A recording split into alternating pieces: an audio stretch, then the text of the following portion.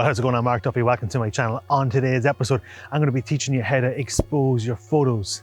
It's one of the most asked questions I get all the time on how can I expose my photos. I have no idea. I'm always using the auto features on my camera. I want to use manual. How do you do it? I'm going to show you exactly how to do it right now.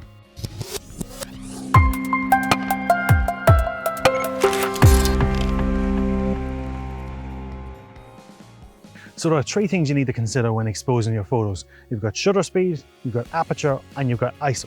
So what is shutter speed? Shutter speed is the rate that the shutters actually close in front of your sensor, letting in the light. It basically controls the motion blur in your image. So if you look right now, I'm shooting at 1/50th of a second, giving a realistic amount of motion blur to the image. But if I change the settings to 1/2000th of a second, see what happens. So now you can see a lot more of my hand when I'm moving. There's less motion blur around my hand. In video, it can be quite jarring, but this could be ideal for when you're doing your photography.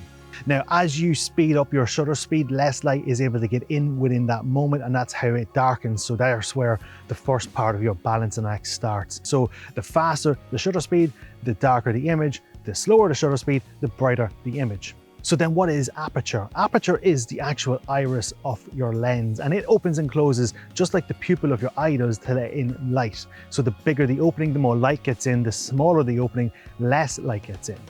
Now, not only does it just control the light that comes in through the lens, but it controls the blur that's in your scene. So your depth of field is controlled by your aperture. So you'll have seen these photos of like food and they're all shot at f1.4, but when you go to landscape photography, they're shot at f16 and it's shot from front to back.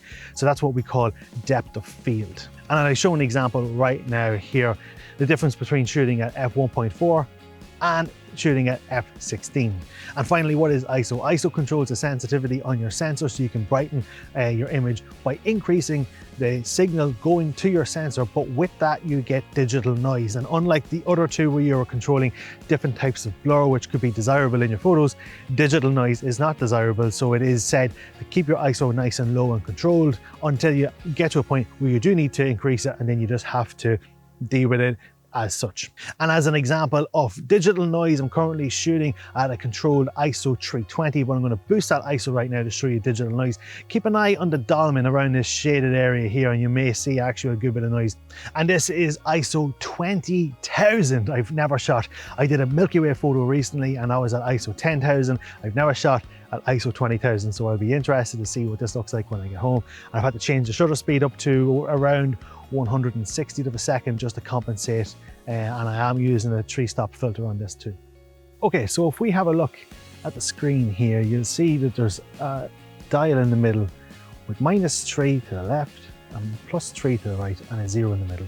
When you're doing your exposures, you want to get that to 0. So if I change my shutter speed from the 1/500 and just keep increasing it, you see that line there, and I want to get that to 0.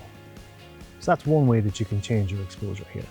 So unfortunately on these Sony cameras, it don't actually display that grid line here on the display. So you're just gonna have to read the +2.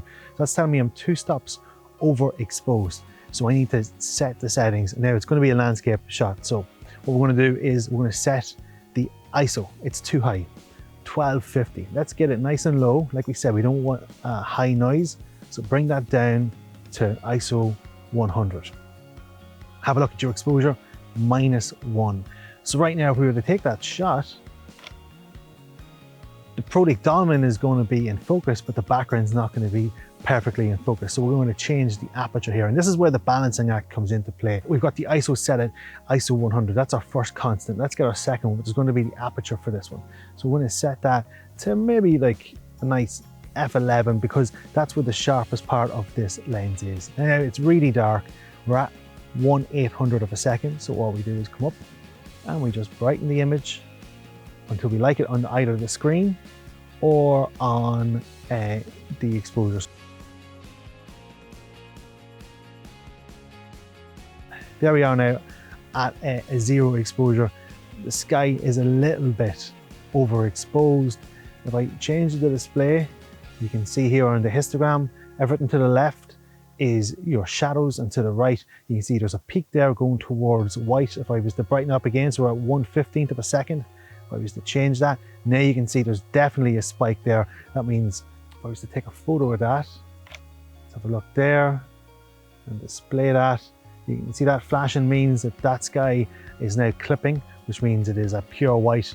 And once it is a pure white, you've lost that information, so it's overexposed, and that's not what we want to do. So we'll come back in here again. And you can always do test shots, you know. It's not like the old film days where you could only have 25 photos in a roll. Just keep shooting. So we're at 1/15 of a second. Let's just change that down, maybe go one step underexposed.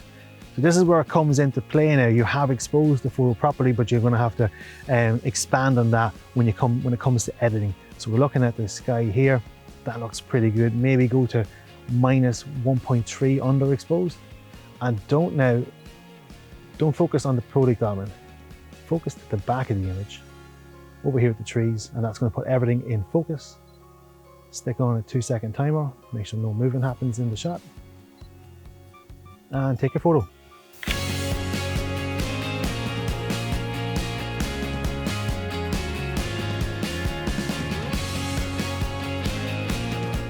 So there you go, that's how you expose your photography. It's all a balancing act once you understand the needs for each and every section between the shutter speed, aperture and ISO.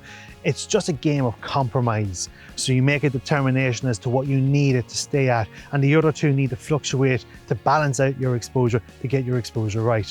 So get out there and try it and fail. When you fail, you'll learn from your mistakes. So don't be afraid to fail and get away from using these auto features and embrace the manual features. M for my way is the way I see it. Hope you like this, hope you got something from this. If you did like it, give it a like, subscribe to my channel, ring the bell to get notified for the next time I put up a new video. Check me out on all of the social medias, Facebook, Instagram, Twitter, you name it, I'm there under Mark Duffy Photography. And until the next time, later gators.